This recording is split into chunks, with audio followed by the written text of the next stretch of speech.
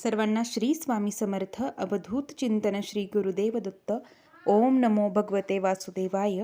तर सर्व स्वामी समर्थ भक्तांना पुत्रदा एकादशीच्या खूप साऱ्या शुभेच्छा.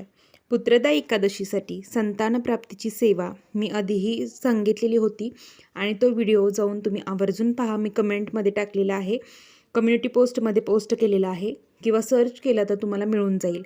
तर ती सेवा 40 दिवसांची आहे आणि अतिशय प्रभावी आहे. आपल्या केंद्रातून दिली जाते. तर ती सुंदर अशी सेवा करून अनेक जणांना संतानप्राप्ती झालेली आहे. तर ती सेवा आवर्जून पहा.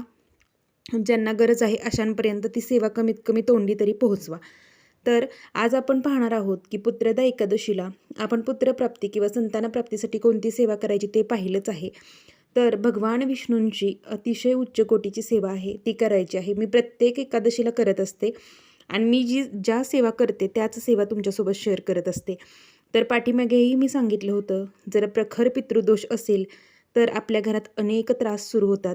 अगदी तुम्हाला सांगू का, घरात कुणाचं कुणाशी पटत नाही, घरात आत्महत्येपर्यंत प्रकरणं जातात किंवा मानसिक ताणतणाव असेल, नोकरीत यश नाही, मुलांना किरकिर करतायत, मुलं वाईट व्यसनाला लागलेली आहेत किंवा घरात पैसा टिकत नाही, कुणाचं कुणाशी पटत नाही. तर हा सर्वताच पितृदोषामुळे आहे आणि पितृदोष कमी करण्याची ताकद ही फक्त आणि फक्त संक्षिप्त श्रीमद भागवत ग्रंथात आहे.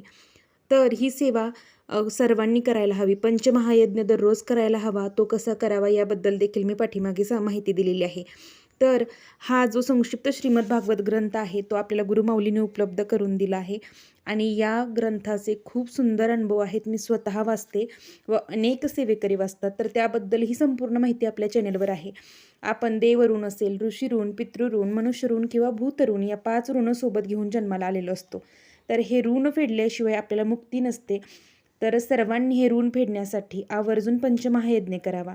दररोज पंचमहायज्ञ करणाऱ्यांना कसलाच पितृदोष लागत नाही असे गुरुमाऊली म्हणतात आणि हे शाश्वत सत्य आहे.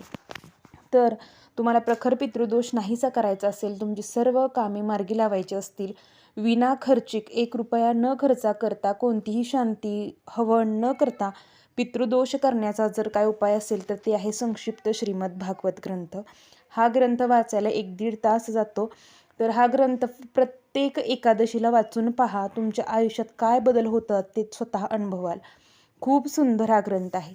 त्याचबरोबर तुम्हाला अजून भगवान विष्णूंची सेवा प्रत्येक एकादशीला करायची आहे. खरं तर दररोज करावी. ओम नमो भगवते वासुदेवाय किंवा ओम नारायणाय नमः, ओम नारायणाय नमः हा मंत्र देवपूजा करताना तुम्ही दररोज म्हणू शकता. तर हा मंत्र खरं तर दररोज म्हणा. व्यंकटेश स्तोत्राचं वाचन दररोज करावं. पण ज्यांना खरंच काम आहे, ज्यांना खरंच शक्य नाही, त्यांनी एकादशीला शुक्ल पक्षात आणि कृष्ण पक्षात अशा 2 एकादशी असतात. तर या दोन्हीही एकादशींना संक्षिप्त श्रीमद भागवत ग्रंथाचं वाचन आपल्या घरात झालंच पाहिजे. ज्यांच्याकडे हा ग्रंथ नसेल त्यांनी केंद्रातून घ्या. त्याचबरोबर विष्णू सहस्त्रनामाचं वाचन ही अतिशय उच्च कोटीची सेवा आहे. तुमच्या हातून कितीही पापं घडलेली असतील किंवा काहीही आपल्या घरात त्रास, मानसिक असेल, भौतिक असेल किंवा बाहेरचा व्याधी, त्रास, आजारपण कमी करण्याची ताकद असेल तर ती विष्णू सहस्त्रनामात आहे. तर सर्वांनी विष्णू सहस्त्रनामाचं वाचन हे एकादशीला करावं. मी तर दररोज करा म्हणते, पण दररोज करणं मलाही शक्य कधी कधी होत नाही, पण खरं तर दररोज करावं. तर विष्णू सहस्त्रनामाचं वाचन करा. त्याचबरोबर व्यंकटेश स्तोत्र जे आपल्या नित्यसेवेच्या पुस्तकात आहे, तर ते व्यंकटेश स्तोत्र तुम्ही वाचन करा. एकदा करा, 11 वेळा करा. त्याचबरोबर अथ विष्णू सहस्त्रनामावली ही विष्णू सहस्त्रनामाच्या पुस्तकात आहे. तर ही विष्णू सहस्त्रनामावली म्हणून या विष्णू सहस्त्रनामावली वेगळी आहे आणि विष्णू सहस्त्रनाम वेगळं आहे. तर विष्णू सहस्त्रनामावली म्हणून 1 तुळशीचं पत्र आपल्याला पान बाळकृष्णाच्या मूर्तीला व्हायचं आहे. सगळ्यात पहिल्यांदा म्हणजे एकादशीला तुम्हाला पंचामृताने कोमट पाण्याने बाळकृष्णांना अभिषेक घाला. अभिषेक घातल्यानंतर अभिषेक कशानं घालणार तर श्रीसूक्त आणि पुरुषसूक्त किंवा हे दोन्हीही तुम्हाला वाचायचं नसेल तर ओम नमो नारायणाय किंवा ओम नमो भगवते वासुदेवाय या मंत्राने अभिषेक करा. अभिषेक केल्यानंतर स्वच्छ मूर्ती पुसून घ्या. पाठीमागे जो भगवान विष्णूंचा फोटो आहे, जो शेषनागावर झोपलेला आहे, तो तुमच्याकडे असेल तर पूजन करा. माझ्याकडे आहे म्हणून मी एकादशीला हा पूजन करते, इतर वेळेस तो मी ठेवून टाकते. तर या पद्धतीने करायचं. त्याबरोबर पूजन केल्यानंतर तुम्हाला ओम नारायणाय नमः, ओम नमो भगवते वासुदेवाय किंवा ओम नारायणाय विद्महे वासुदेवाय धीमहि तन्नो विष्णू प्रचोदयात याचं 108 वेळा तुळशीच्या माळेवर जप करा. तुळशीच्याच माळेवर जप करा, कारण की तुळस ही विष्णुप्रिय आहे. भगवान विष्णूंना ती अतिशय प्रिय आहे.